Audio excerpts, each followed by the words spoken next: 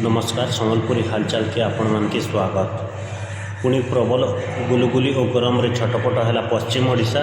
सम्बलपुर में सर्वाधिक 44.3 डिग्री तापमात्रा।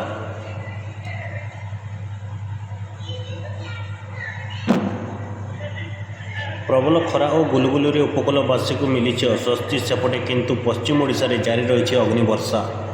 आज पुणी थे सम्बलपुर राज्यर सबुठार उत्तप्त सहर होइछि। सम्बलपुर आज तापमात्रा 44.3 डिग्री रेकर्ड करा जाइछि। आज 9टी सहर तापमात्रा 42 डिग्री उपरे रही। क्रमागत राज्यर द्वितीय उत्तप्त सहर भाव हीराकुद 43.7 डिग्री तापमात्रा रेकर्ड करा जाइछि। सेहीपरि झारसुगुड़ा 43.4 डिग्री, सुंदरगढ़ 42.8 डिग्री तापमात्रा रेकर्ड करा जाइथिबा बेले अन्य पक्षरे देवगढ़ 42.8 डिग्री, राउरकेला 42.6 डिग्री और बलांगीर और बौद्ध 42.5 डिग्री रेकर्ड कर जाइछि। सेपटे उपकूलवर्ती अंचल लोक प्रबल खरार गुलुगुली अस्वस्ति लाभ करिसेंती। आज भुवनेश्वर रे तापमात्रा 34.2 डिग्री रेकर्ड करा जाइथिबा बेले सेहीपरि कटक 35.8 डिग्री रेकर्ड करा जाइछि।